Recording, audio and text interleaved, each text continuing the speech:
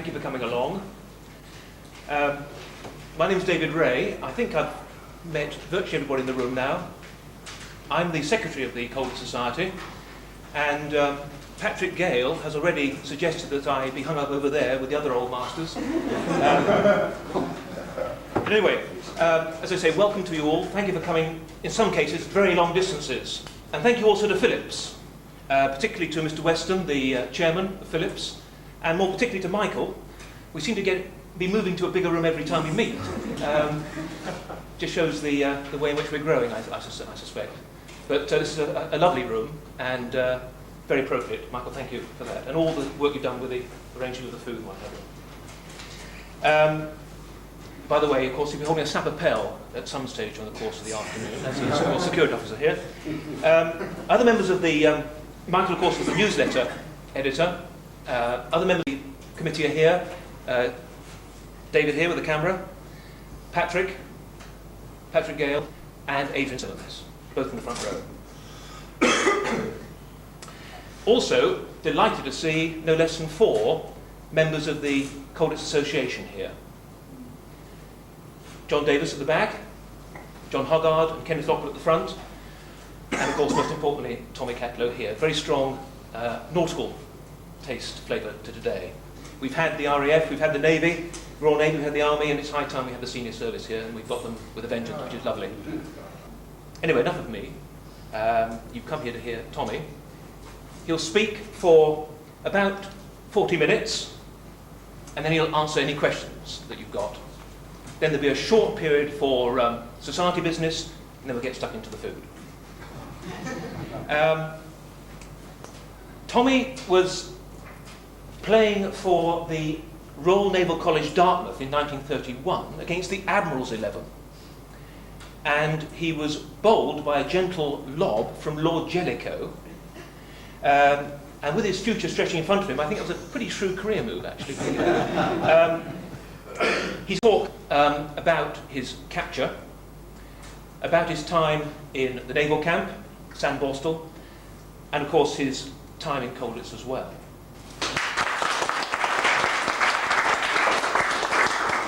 Thank you very much for your kind introduction. I must apologise before I start because I got asthma. I sounded as I'm stuffed, and I am. So will you please forgive me? But what I particularly want to check with to start, can you hear me at the back if I talk about this without shouting? Is that all right? Can you hear? The first time that I met the word Colditz was late in 1941. I was in Gibraltar. I was a spare submarine captain at HMS Maidstone, the depot ship there. And I was waiting to go to my first command. I'd already done a training command. And I was it was a combined submarine facility, so there were Dutch and British. And I walked into the wardroom one morning, saw 2 Dutch officers I hadn't seen before. I introduced myself. I said, my name's Catlow, and they said, there's the Steinmetz and Larive. And I said, what submarine are you going to? And they said, well, I'm not going to a submarine, actually. We're trying to get home somehow or other. I said, where do you come from? They said, Germany. Well, as a child, I'd always been enthralled with escape stories from the First World War, the Witch of Endor, 450 Miles to Freedom, all those jolly good ones. And I dragged out of them exactly how they'd done it from a place called Colditz. How they'd gone down to the park, got in a hole, and then there were 2 people missing. They'd foxed the count with their dummies, and away they went. And little did I think that in a year's time I would be very interested indeed in what they'd done.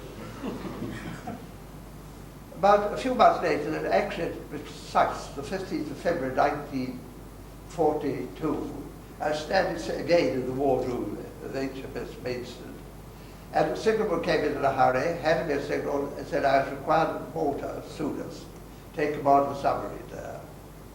There'd been a hell of a blitz on Malta. The place had been blown around. The submarine base had been hit.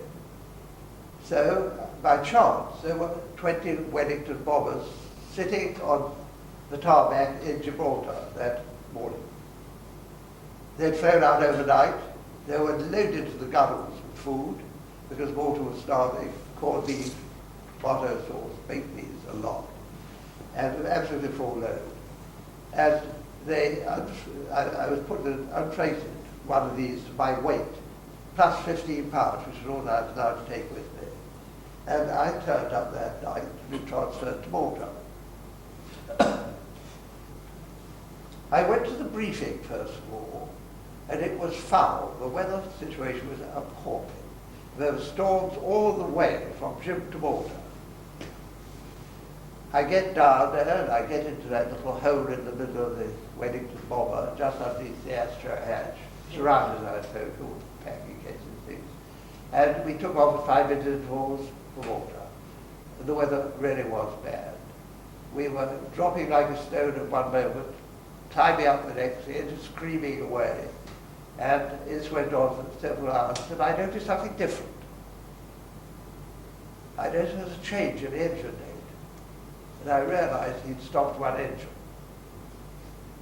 It was not a good moment to do that. And I went clambering over the packing cases. I got back to the pilot, and I said, "Trouble, Bud?" He said, "Yeah." I said, "I've had to cut this engine." He said, "Otherwise it'll probably burst into flames." I said, "Will it hold it?" He said, "Just about, if we're lucky." We did, in fact, soldier on like that for another probably 2 or 3 hours. And then I was looking out the Astro hatch. It was so cold and uncomfortable there, and I was scared stiff too. I got up and I looked for the Astro hatch. There, right over the distance, light down on the horizon, was there, flashes. And I realized that was Malta under air raid. We flew on towards it, and then I noticed, I was still looking, the aircraft altered course to the left, straight, up in it. Doing a bit heavy. So I clambered again over to see the pilot. And I said, "Why are you flying to Sicily?" He said, "Traffic control told me to." I said, "Have you queried it?" He said, "Yeah." He said, "I was told to do it as I was told." Anyway, no point arguing about all that over and on, because they started firing at us from the ground. There was black splodges all round us. I got out of his chef's hair, poor fellow, and I went back to my Astro hatch, and I looked out. And to my joy, I saw 2 fighters come over a neighbouring hill. And we'd been told at the briefing that if we hadn't got down in Don, we'd have a fighter escort. I watched them, and they turned beam on, and they had our crossing on. And then after I think moved very fast. I was sort of mesmerized, like a sort of snake in a bog goose. I was the snake. I watched these things come around, and I have a recollection of seeing the boat on fire. I don't remember anything after that until in the back of my mind to this day there is a most appalling, splintering, smashing noise as we hit the ground, I think. It must be. And then I started to come around, and there was peace, wonderful peace, and I was very hazy. And I wiped my hands across my head, it was covered in blood. And I opened my eyes, and I couldn't see. I thought, at last, I'm blind. And I went on wiping it, and I wiped it away. And in fact, it was just an unsolved scalp wound. What happened after that? Yes, the captain of the aircraft had survived. The rest were killed. We weren't sure about the rear gunner. We found him dead. But the captain survived. And he was above me by the Astro hatch. He pulled me to my feet. And together we got onto the ground. When we got onto the ground, the aircraft tried to shoot us up. So we, like a bunch of drunken zombies, we slithered from side to side out of their way. And then they pushed off. And the Italian army turned up with the fattest chap I've ever seen in uniform. He was gross, this guy. And they got to a little wall, and they got this fat fellow on it, his troops. But he was like hopping up, he just fell off, and he couldn't get to his feet. So like a silly ass, I became a prisoner of war by hoping a fat Italian to get to his feet. How stupid can you be? Anyway, it didn't last long with them. We were taken over by the Germans straight away. I was taken into a doctor. I had lots and lots of stitches put in my head.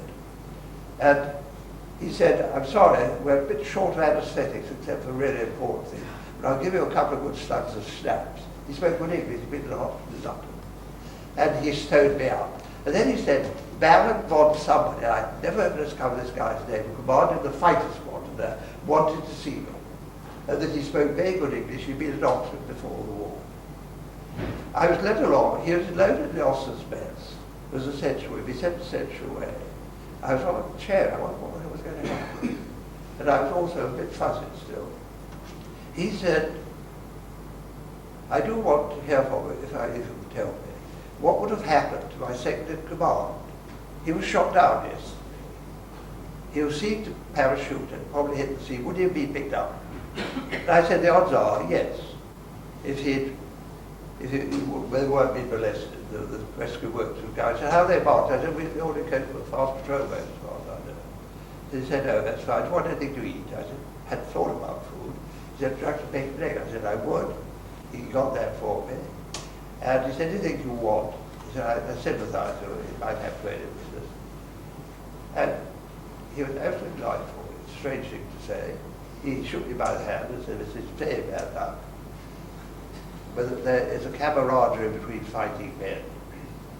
And I fear the further you go back, the less pleasant you will find this. And that was absolutely dead true it was. Anyway, I started a long trip then. From southern point of Sicily, this was a Camiso, south-east point of Sicily, to the northern point of Germany, at Wilhelmshaven, via Rome. When I got to Rome, I was separated from the pilot of the aircraft, and I was taken to his Gestapo headquarters in Via Tasso. I was led into a room where they were sitting at a desk, one of these gentry. He was an SS Totenkopf division, I learned later. And he sat there with his hat on. But what really caught my eye was the fact that on his desk was a British Manual of Military Intelligence. And he said, I quote from your Manual of Military Intelligence, the preliminary interrogation of prisoners is limited in its scope. I take that to mean you use force on subsequent interrogation. I thought this wasn't going too well. I said, no, we certainly don't. I don't think we're that sort of people. We don't use force, that sort of thing. So it's nice to know, anyway, he said. And that's what he wanted from me. I was very surprised. Anyway, I thought I might as well try. So I said, can I have a bath? He said, yeah, and the tow said to take me down below. And I became prisoner of war very quickly by nicking the towel. Anyway, I also, while I was in there, I had to wait for a moment. And there was a map on the wall. I'd escaped. It always comes into your mind, doesn't it? I wonder what was the hope of getting into Vatican City, of course. That would have been the best bet, except we would have sat there forever. And or else out of a Brenner. Well, up there, when I actually, there was not a hope of getting away with it. I had 4 people around me. But looking back on it, I think it's a bit of a sucker. I reckon if I made a break for it and run into a crowd, there were other people around, they wouldn't have found in all probability. But you know, you all think these things too late, don't you? Anyway, the Brenner was no good. Cut a long story short, I was taken to the RF interrogation camp and tracked unbind. They found I was sane, I was thrown out to take to Wilhelmshaven, the name of the interrogation camp. I did 10 weeks solitary there. First week, after the first week I was interrogated. It was really rather kid stuff, rather challenging stuff, you know. Your destroyers won't pick up a submarine at 100 yards. You're expected to burst into flames and say, they'll pick them up at 6.5 miles, and you don't. Then they let me alone for another 8 or 9 weeks, and then I was taken out to Haran. And then, without warning, I was taken out of the camp, put in a lorry, and taken to Southampton, Boston. John, where you were. I never got over how frightfully busy everybody was when I got out of the van. I ran to lots of old chums, who said, very nice to see you later, old boy. And they all were running around in small nights. And it transpired their tunnel was breaking that night and they were occupied. Anyway, it was an appalling camp, that, was it not? Yes. The Germans had Russian prisoners. I don't know how many, I think about 80,000 or something like that. And a small enclave was British prisoners of war. But they treated the Russians so badly, it's heartbreaking. one used to throw food over the wire to them. And they had their sentry boxes, and they had the guy trip wires, and if you set inside a trip wire, on one occasion you did one day, and a chap got shot. I mean, they had no mercy, really, just a big money thing. They were from the Asiatic territories, too. Anyway, we didn't stay there very long. We moved on to Marlang, which was at Westertimka. Refer to you, Westertimka. And when we got there, it was fascinating, because it was a brand new camp. The Germans obviously wanted to get us out of that hospital. And when we, it was just like any other camp. There were, all the huts were end onto the wire, about usual, 15 yards away. But the most extraordinary thing was, instead of being up on stilts, so we could see straight under, they were up on stilts, but they were boarded down to the ground. That was too good to be true. So straight away, one got on with dig a hole. Were you there? Or had you gone? We'd been thrown out. Well, you were there. No. No. We started. We'd left. Yes. I ran one team, and a chap called Trevor Beat ran the other team, covered some paradise of work. And we started in. It was sandy soil. The obvious place, of course, was under the hut, with venti space and stuff like that. And we dug down, I think, about 10 to 12 feet. And then started to go along. Now, the layout of the place was this. We had to go pretty close to sentry box in the main wire. 2 men in the machine gun, the big lamp, telephone, etc. But we had to go right on, out to, we reckoned, it was more of a windbreak than a wood, about 80 to 100 yards away. We thought if we could get into that, we'd be okay. We dug down. We dug along. And it happened, what we thought was going to happen. We're going to run out of air. We hoped we'd run out of air if we were going to. Just outside the wire, it worked out that way. And we had pitched some German channel taking, or not channel taking, tube, where they run their electric wires for it, stuffed it up for people to get there. And we couldn't see it in the power field, so it was pretty okay. And we had to have once more before we got out. On we went. And things was going so beautifully, we thought how very nice and simple this all is. We had electric light in the tunnel, we had an alarm system, and we used Red Cross boxes to haul things back. And we were really getting rather complacent. So one morning we saw they were putting in sound detectors. So that really rocked us on our heels. So it was a question of giving up, unthinkable. Going on and hoping nothing would happen. Well, it would happen. The only thing was to break now, tonight. So we gritted our teeth, not quite sure how far we were out. But we pushed up a pole up and had a look. And we found we were about 40 yards, no further from one of these sentry boxes. Anyway, we got the people in the dispatchers who were taken down there. They started digging up to the surface, ready to get us out that night. There were 6, and going to be 10 going the first night, and if it wasn't blown, another 10 the next night. Anyway, I went and lay down for a bit, get a bit of rest, not knowing what the future would hold. And also I was scared to don't get away from it. I dreaded sort of how I longed to be able to be sleeping in my bunk in the camp that night, instead of roughing it a bit. Anyway, we got down, as dark fell, into the tunnel in order of departure. I was going with a Norwegian naval officer called Mac Mods, who was a shipping man in Bergen in peacetime. He had the languages, thank God. And he was very kind. He would consider taking me, and he said he would. And he had contacts in Denmark to get us over to Sweden. Anyway, we got down. Mac Mods was going 4, and I was going 5. One went on his own. No rifle shot. 2 and 3 went together. No rifle shot. Mac Monson went. No rifle shot. I moved myself along the tunnel, put my head through it. It was like Piccadilly Circus on the darkness of the tunnel. It was terrible. The whole of the sentry box just there, chatting away to each other. And I pushed myself up and I was helped up. And my pack was handed to me. And I had it just half on my back, where there was a shout for the wood, for Mac Watson to be taken by a dog patrol we didn't know existed there. And he shouted, no, the dog man shouted that he had a prisoner there. I tried to get back into the tunnel. I couldn't do it. I was jamming with my pack. So there was only one thing for it, because it wasn't going to be long before those lights came on. They started delivering their artillery on me. So I slipped the pack, and I ran like a stag, and I hurled myself down just in the wood as the lights did come on. I lay quite still. It was a case of fear, concrete pain, because I found I'd been leaning on brambles. I hadn't even noticed it. Matt Potts said to the guard, tell him, I'm the only one that's got out. There's nobody else, don't get too excited. He shouted that back, I heard that. And I started to ease my way through the wood.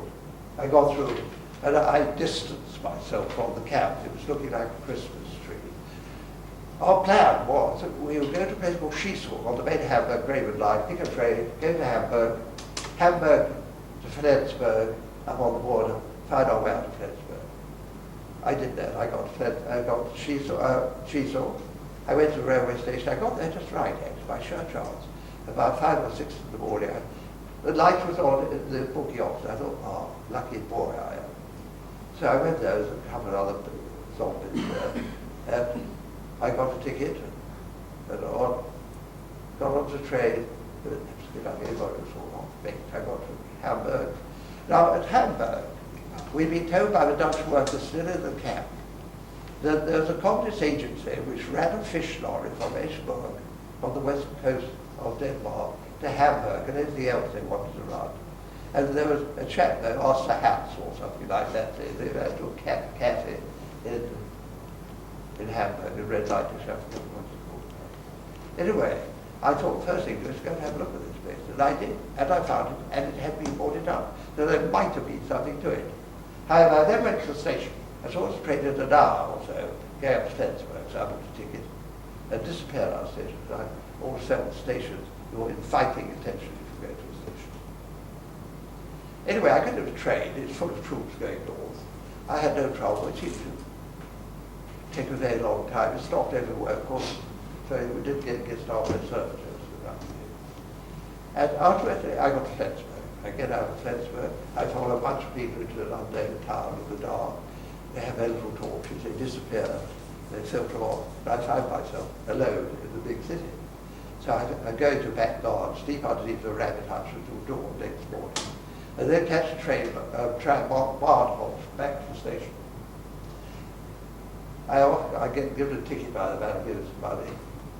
And like an actual beer, I say, thank you very much. And I bit my tongue. I didn't quite as good thank you very much. He was so deadly, he hadn't noticed it. He could have saved me a lot of trouble. Lots there. I get to the station. I clean myself up. I then go out into town and try and find my way out of Flensburg. And the answer is I couldn't. There was no way of finding my way out of Flensburg. They were all estuaries with bridges, and really rather sort of sinister-looking establishments. They all looked as if experimental, they chew you if they found you. But anyway, I had to pack it up, so I went back to the station.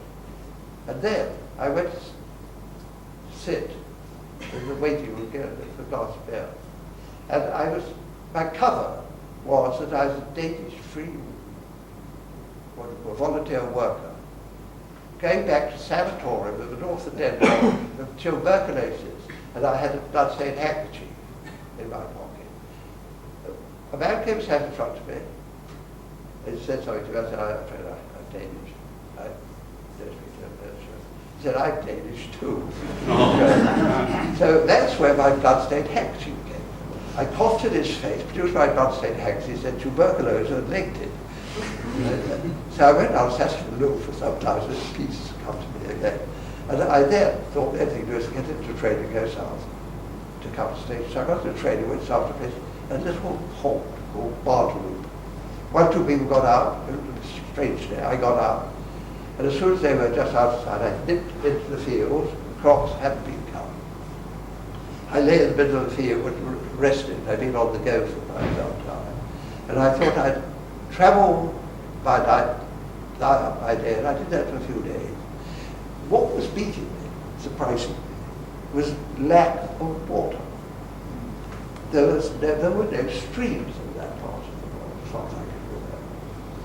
That's right. And the farm, the ponds were all around the farms. If you got anywhere near a farm, you had a drink.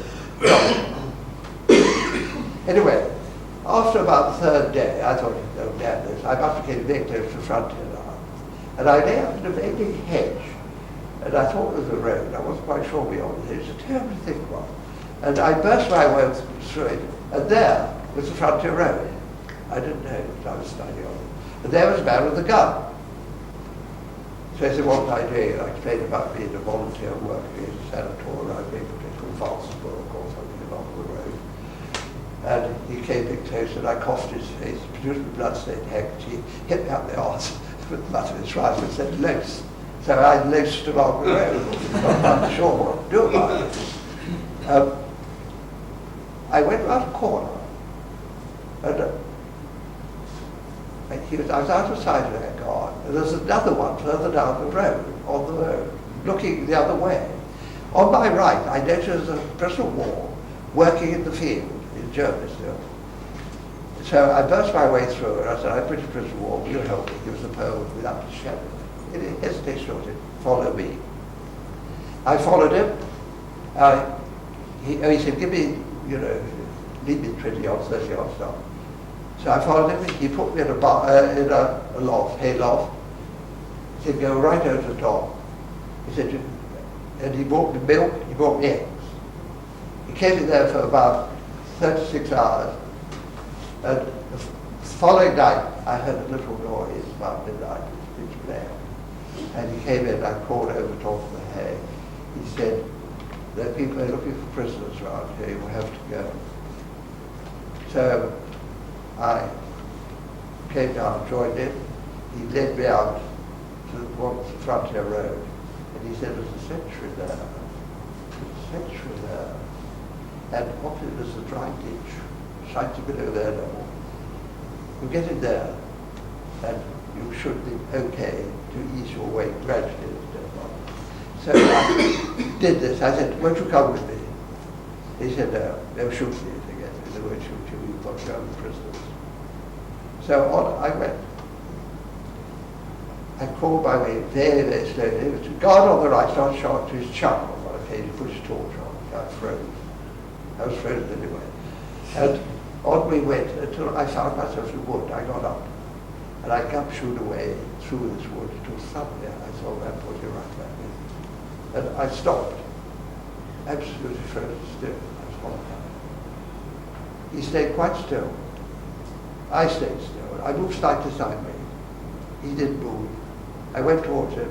It was just a tree stump. There was this moon coming through, lighting up, just like a German head. One's mind was probably overcharged. Anyway, I recognized it was a dead man. I went on for 2 days then, and I was terribly thirsty. It really beat me. And one morning, I noticed that the man was milking his cows in the fields, and they seemed to do it that part of the world. And I went down to him, he gave me some milk. And I came back to the road, it was about 150, 200 yards down in the field. And it was then that I reckoned I made the mistake which shocked me.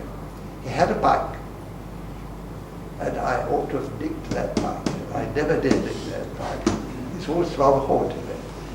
I went up the odds, I came to the conclusion at the time that I was a bit hazy. One gets a bit, if one had much food or something like that, you're not all that technique.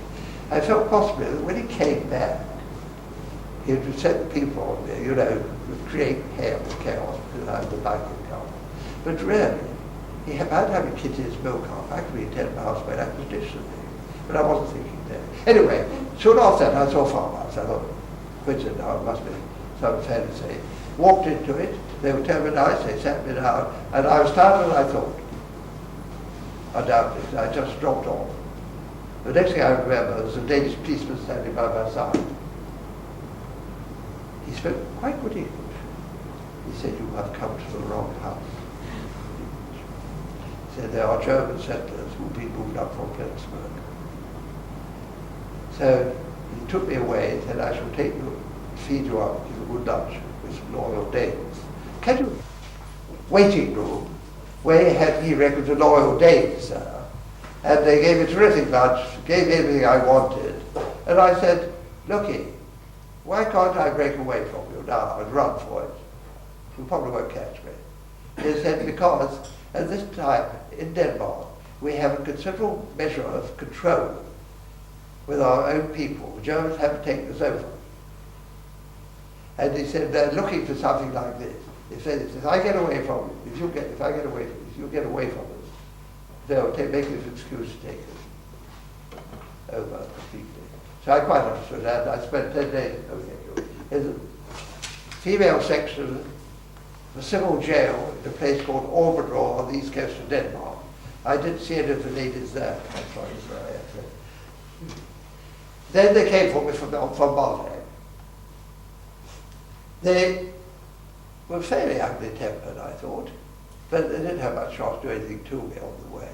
I got to Hamburg, and then I really was a bit unlucky there, because there was two nuns. The Feldfein were in charge, or whatever it was, and the guards were told which way to go. One went one way, the other went the other, and I went straight on the middle. I hoped to get through, and I ran into a bunch of military police changing stations in the cab, and I ended up in their front row. Well, I was saved then, because somebody was going to hit me, they really were. But there were so many people standing around, and the Feldwebel was in a hurry because the train was just going. So I was saved by the bell, actually. I just got out and around. I got back to the cab.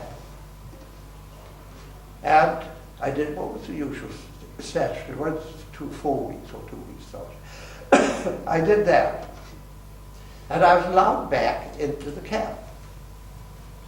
And I was told I was leaving next day. The three of us, Trevor, Bob Barnes, myself, and I went saying goodbye to the senior officer in the cab. It left a very nasty taste in my mouth. He said, "Catlow, you've asked for it and you're going to get it." I thought it wasn't all that cheerful, actually. And I also thought it was pretty unfair. It's always a question, the effect of escaping on other people who don't. It upsets their routine. They resent having to stand out there for 3/4 of an hour extra, possibly to be counted, fingerprinted. Well, when they could be playing jolly good bridge in one of the hubs. You had to overcome that. A legendary old friend of mine came up to me and said, "You know, you don't want to go on like this. It's upsetting too many people." Can you notice? Actually. Anyway, next day, I was collected in with the other 3 people, and I was taken down to the railway station, and we were taken away. We said, "Where are we going?" "Can't tell you." We said, "When we get there, we'll know. Why can't you tell us?" "Can't tell you." So ultimately, we went to Leipzig. It took quite some time. I think it took about 24 hours. Then on to Nijmegen Railway. Then to a place that I looked like there was Colditz on the outside. You could see the castle up on the hill. And that was to be my home for the next 2.5 years.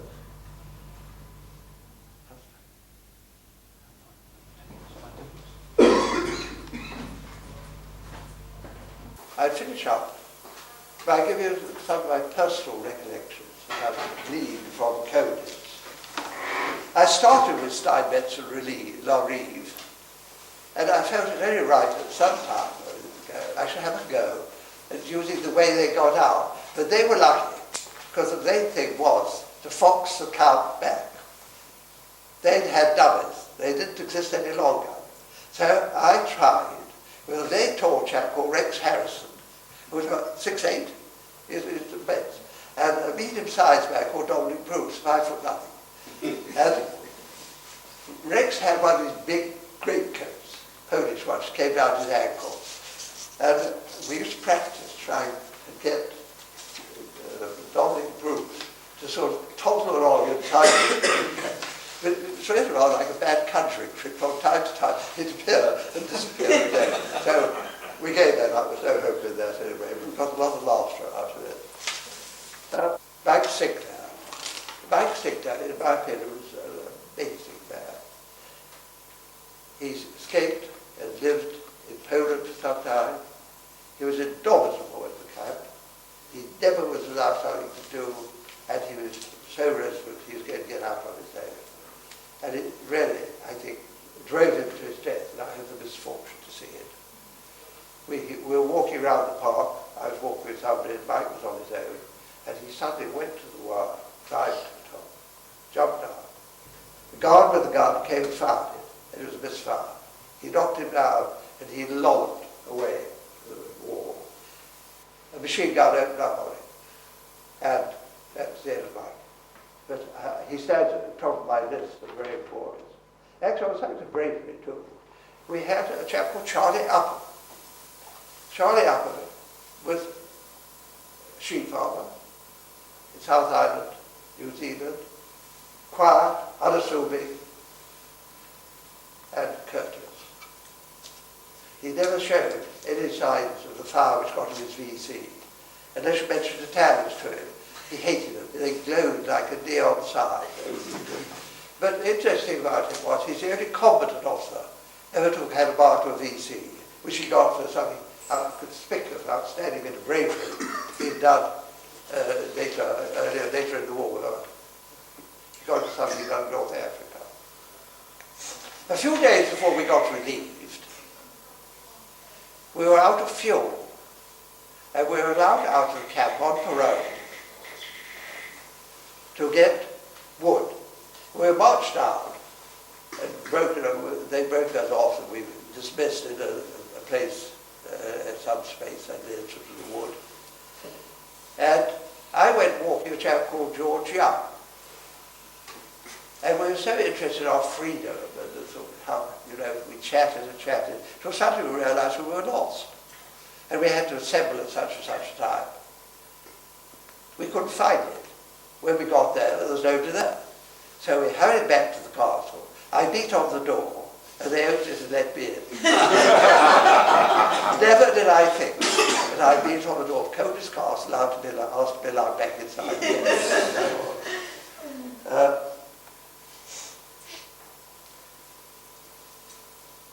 Things hotted up towards the end. When the Americans came in sight, they started bombarding. It was an SS battalion, I think, fighting around on entrance through the camp, and shot a shell flying around. And I remember with Dougie Varner and Jim Morrison finding an almost impregnable position down below, because that wouldn't have been too bad to be knocked off my shoulder that time of night for the day. Anyway, the next day we were relieved, and the jeep came into the camp. A few days later they produced Lawrence for us. And the worst wasn't over. I was very frightened during that trip. The lorries queued up, we got into them, and we set off. And we were well behind the German lines still, because this American combat group had been bypassing strong points. And at one place, we went down a forest track, and ahead of us was a German tank on fire. You remember? And I remember it took about 45 minutes to turn all these lorries around in this restricted space. Then when we got out, we went to get on, we got south of Leipzig, and we watched the Americans reducing Leipzig. And then we finally spent the night at a place called Weimar, where there's a big airfield. The next morning, we had heard that some Dakotas would come and pick us up and take us home. A light aircraft flew in, and I think got out to chat with three people on the show. We thought he was a captain, started chatting about. And he said, well, you chaps, I hope we'll have a good trip home. It should be rather nice. I better be going. So I said, what should you do? He said, I command the Air Force in South Germany, actually. And we thought he was a captain, actually, a lieutenant general. But we've been out of circulation for much too long. Next day, we got in the aircraft. We all flew home. And we got home happily. But there wasn't a counsellor in sight to greet us.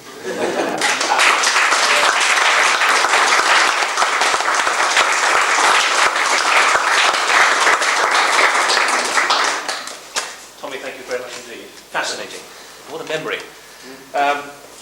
Lost. We have certainly 15 to 20 minutes or more, if need be, for questions. So if anybody has any questions they'd like to ask Tommy, please go ahead. Anybody like to start the ball rolling? Yes. Have you visited Colditz since? Have you been to Colditz since the war? No, I'm fixing it up this morning. I know the person in this room who hasn't been. Anyone else not been? Everybody's been. Oh, well, I have been there. No, but I am looking forward to it. I really am. I'm not sure why. What sort of clothes were you wearing while you were escaping? Oh, converted naval uniform. Because everybody wore naval cap not a badge, really, most of the work people. And I had money. I think we got money from selling tobacco to the Dutchmen who were working in the camp. What else was I wearing? Corduroy trousers. I don't know where I got those from. But I think that's about it. Yes. One too other things possibly. How about papers? Papers. You know, the Ausweis. Did I have one? Or that sort of thing. Did you have any? Yes, a pretty bogus one. Did I have one, did you say? Yes, I did. It had a photograph of the chap with the cock's of HMS Seal on it, actually. It didn't look like it. I did that. But I didn't count on those. It was not made there anyway. It's made in Coat. It's probably very different. Charles, did you have a question? In which year did you retire from the Navy? In which year? When did you retire from the Navy? When did you retire from the Royal Navy? On my 55th birthday, 1969.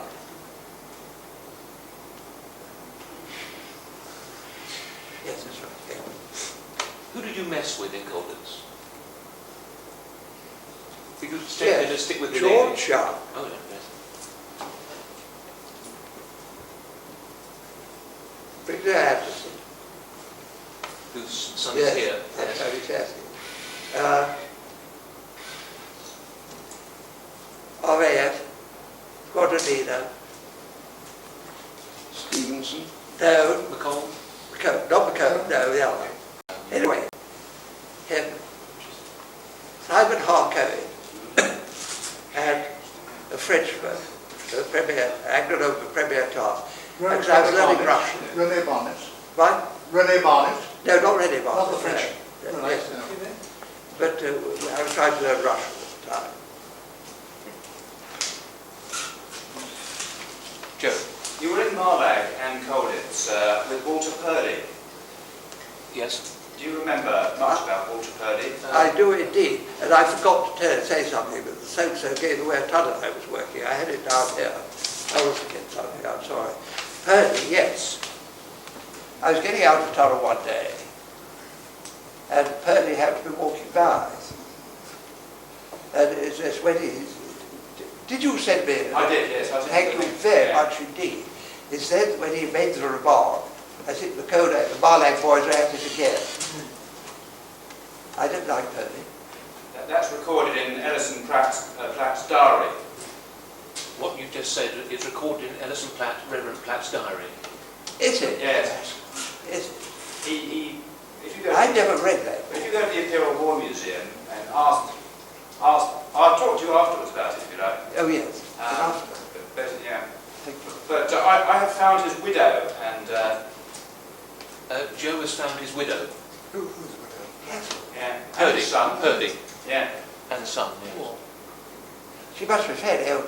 dead. 80. She died now, yes. Oh, she died. Yeah. I'll talk to her about that later. I'm very interested indeed. You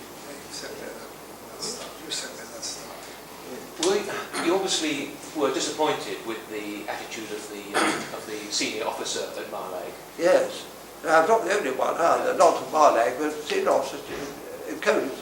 I have nothing to say against it, except a great admiration for all of them. Was there also a problem with the actual digging of the tunnel, that some of the senior officers at Marlag really didn't like it going ahead? Yes. Undoubtedly. They didn't stop it there. we grovelled around quite happily. About it. But a friend of mine who was obituary appeared in the Times the other day, also he said in the obituary that he had trouble with his senior officer in the camp. Yes. Who was lost in my term. Yes. We both said the same thing in our books. Yes. The great cream of the jest, I think, was that the first tunnel at Sam Boston, they didn't discover it for about a week. Then when it was discovered, our tunnel at Sam Boston, Yes. not the West Timker one. Yes, Sam Boston. When it was discovered, the Jerry's made quite a lot of POW officers fill it in. And I often wonder whether the two senior captains were actually given a shovel and told I don't think they were, but quite a lot of officers were told, well, you can't fill it in, which I think was justice because, as you say, their attitude, senior officers' attitude was very poor. It certainly was there in the naval camp. Sam Boston. And it was also in Osborne's camp too, wherever he was. Colditz, we had no problems. Oh, yeah, chaps like We him. had Was that Captain Wilson? Was he the senior officer at Marley? Question was That is the name of the chap, yes. Captain Yeah. Wilson. Captain G.F. Wilson. Yes. Yeah. And there was another captain called Blackburn. Yes, he was my captain. Yes. His son, is their son, Yes. captain of somebody called a freight, but they had a freight on board. It wasn't ran by Dutch. And his other son was lost. His other son, too, was No, no. lost on the Unwhite. Do you remember Beattie? Yes. Was he awarded the VC whilst he was a prisoner, or was it after the war? Do you remember? No, certainly we had a VC there. He certainly had a VC in the camp. Yes. I used to see him after the war too. Did you ever go down to the park and have a look at that manhole cover and think about it? Oh yes, I did. I thought about it quite a lot, actually. Playing my funny games, hide and seek. Yes. But it didn't stand a hope in hell. It wouldn't have got 5 yards. People fall dead laughing. Yes. Any more questions? Your tunnel that you discovered that, where was the tunnel in the castle? In Colditz. Where about it? Charles was asking where the tunnel was exactly in Colditz that Purdy split on and you were discovered. You go through the gate, turn left, leave the post office on the left, and a staircase, there, that staircase. Up there, turn left, it was in a butchman, one of those things going down. Oh, no, it was in the staircase itself. So it's the northwest corner of the castle, where the French tunnel came down towards the chapel, was it? In that sort of I think so. stairway? Yes, I think it was. So the Crown Deep one day, where all the ones were above, the ones that took part in it were all above the rank of... There was one tunnel called Crown Deep. Oh no, I don't think I had. Think of a name. No, it wasn't as good as that.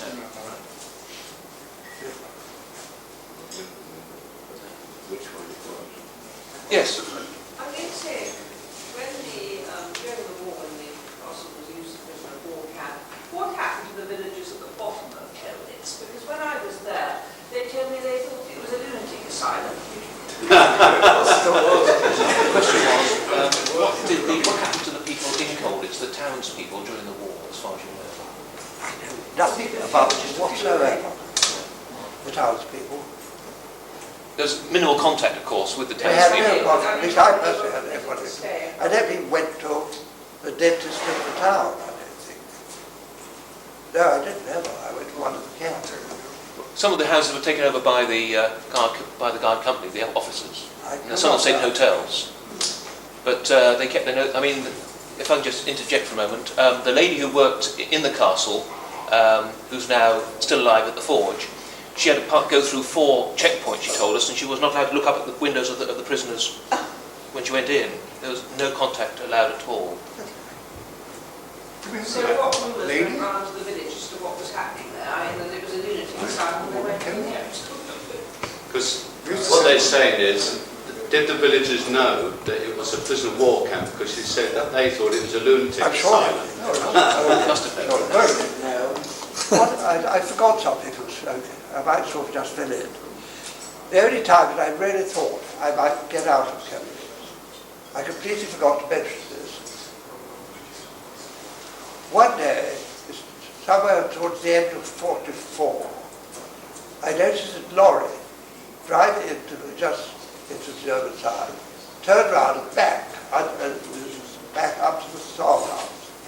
And I thought to myself, my God, if I get through the kitchen windows, I get under that, I'm away. I had quite a lot of time, I had wasted a lot of time. I couldn't find Dick Howe for about 10 minutes, a quarter of an hour. I got there, and I said, Dick, I hope I can get out. He said, Dopey's just been doing. And Dopey Miller was a subaltern in the Canadian engineering, Dopey, they got Dopey out through the kitchen window. He got under the lorry, and not a word has ever been heard of Dopey to this day. I talked to him before he went. We agreed it's one man only. And he said he was going down to protect it. Started in Colditz, about 12 kilometres down the road. Rumour had it at that time.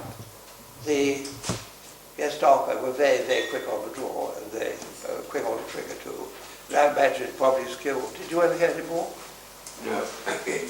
It's thought that he ended up at Mauthausen. Miller.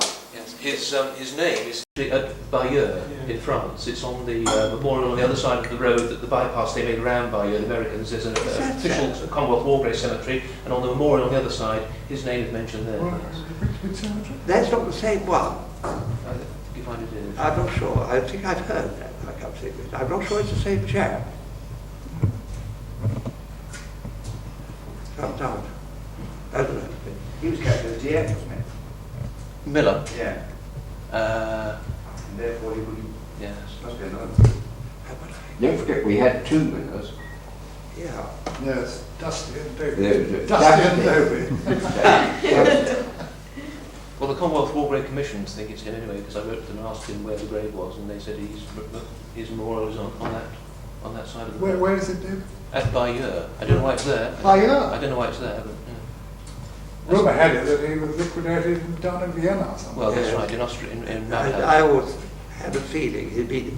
He should actually be at Brookwood, therefore, on there, where most of the people who never came back are commemorated, but he's not there, as far as I know.